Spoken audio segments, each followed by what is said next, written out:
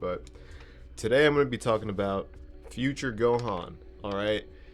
Today we're going to be putting some respect on future Gohan's name because there have been like a few videos that have come out within the last month or so talking about future Gohan. One of them was like a Quaman video. The other one was a video from some dude named Dragon Clap.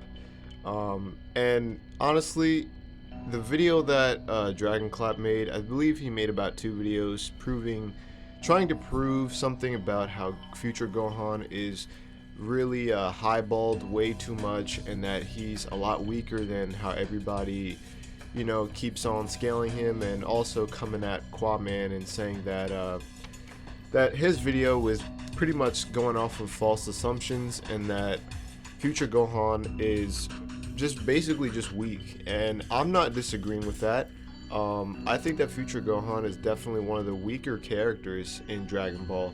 But here's one thing to note, alright? When I start this shit, alright, I want y'all to know that I'm not talking about the manga in this video. Alright, we already know, for the most part, like most people already know, that in the manga future Gohan was nowhere near these androids. Alright, 17 and 18 were like toying with him, and on top of that, 17 was only using like 50% of his power in the fight, and he took him out by himself. So we already know that in the manga, future Gohan was insanely weak. He was not strong at all. I'm not talking about the manga in this video, alright? I'm talking about the anime. Alright, let's get to the anime, alright?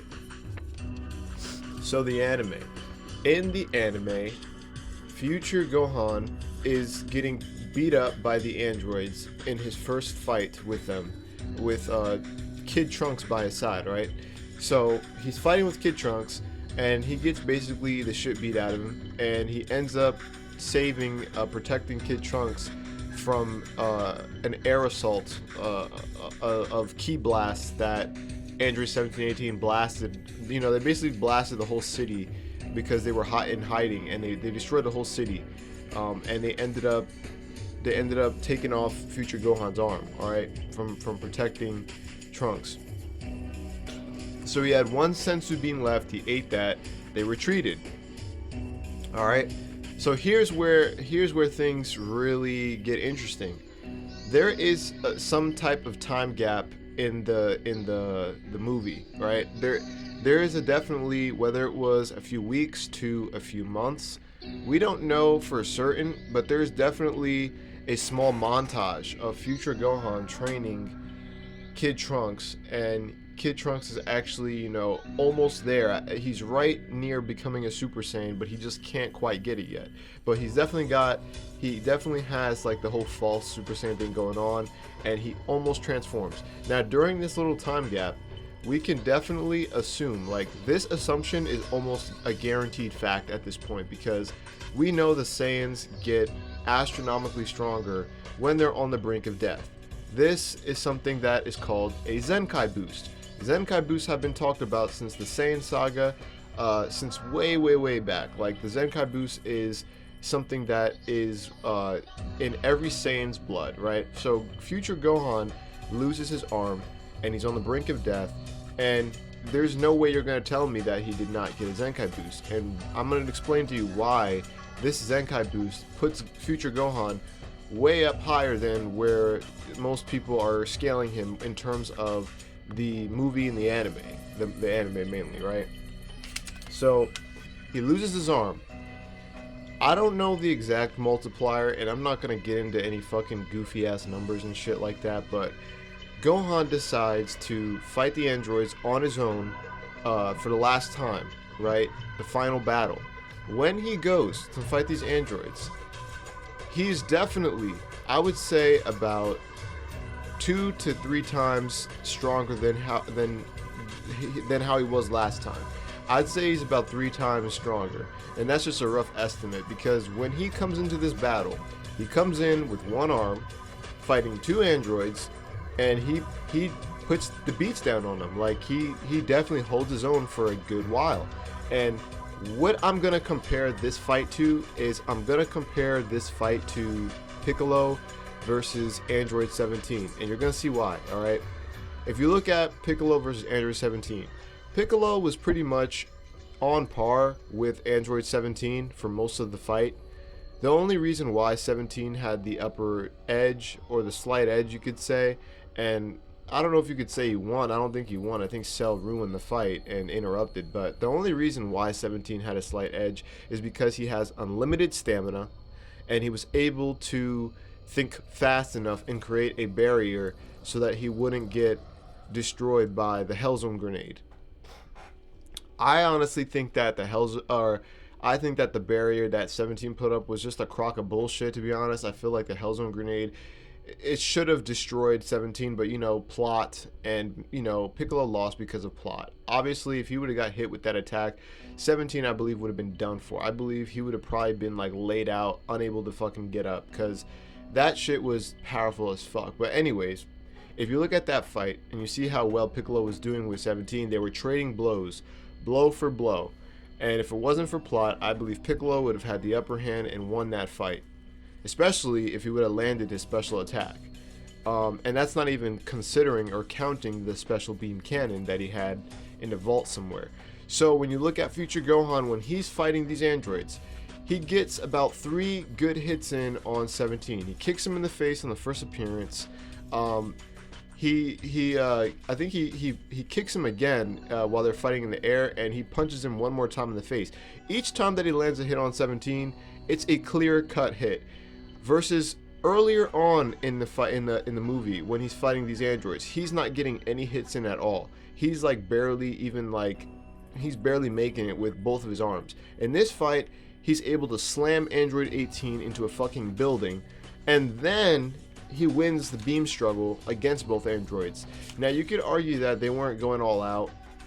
That's a fair argument, but honestly, I would say that these androids were probably using at least 70 to 80% of their power during the beam struggle, and that's just what I'm assuming in my head canon, just because of how serious they looked.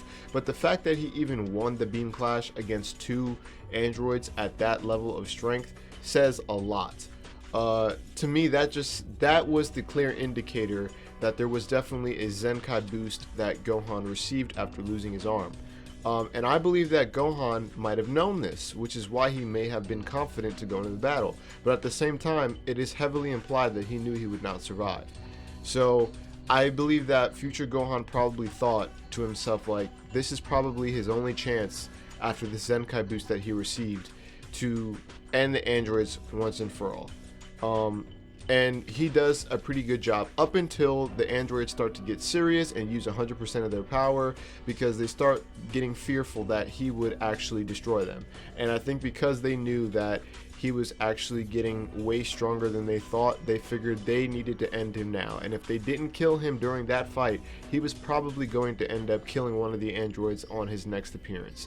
And there's lots of evidence in the movie when you watch it that clearly tell you that he definitely received some kind of Zenkai boost and a power up, because in that last fight he's taken on both of the androids, and they had to pretty much team up on him.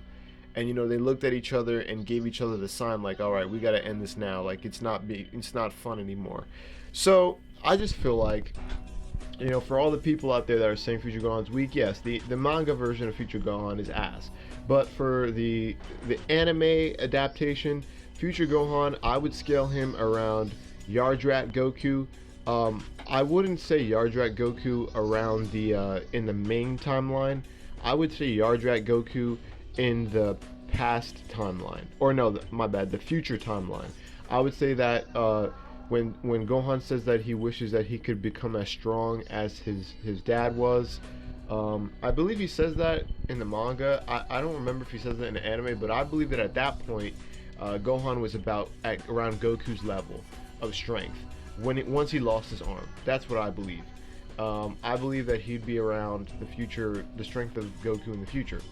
So yeah, that's pretty much it. I just wanted to clear that up, because I feel like lots of people try to combine both the manga and the anime together and try to make sense of both of them, just because, you know, like to clean things up and just make it all make sense, but it doesn't work that way. All right, the manga is a completely separate thing. Like, we have Roshi going up against Jiren in the manga, and you know, in the anime, Roshi's not anywhere near or fighting Jiren at all for that part. So you can't really try to squeeze both of them into the same box.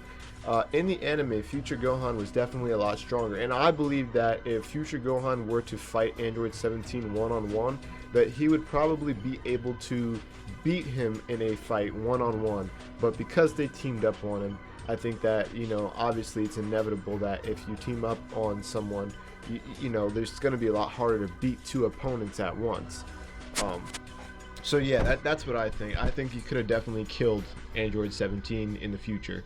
And if Trunks was as strong as he was, I believe they could have actually beat the androids together. But here's one last point before I end this video that I want to make as well, is that future Trunks, right, upon his first arrival after he became Super Saiyan, his first fight with the androids, he did absolutely garbage, okay? And this just proves that his Super Saiyan level of strength was not anywhere near Future Gohan's Super Saiyan, because he is punching the androids in their face. At one point they stand still and they smile, and he's punching them in the face, and they're just standing there.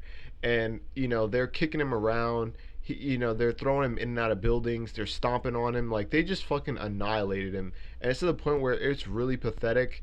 And you know, Trunks was like bleeding all over his face and shit. Like, it was a massacre, to be completely honest with you. And it's honestly a miracle that they didn't kill him, because at that point they could have killed him immediately, like on sight. And I think that that's another clear indicator that future Trunks was a lot, or future Gohan was a lot stronger than people give him credit for. Because if you look at Trunks as a Super Saiyan, and you know, there was definitely a time gap in between that. He was a little bit older then. He was still not able to pose a challenge to the androids as much as future Gohan did in his last fight with them. So yeah, that's all I gotta say, guys. That was just to put a little bit more respect on, you know, my boy Future Gohan's name, because I think a lot of people are getting shit twisted.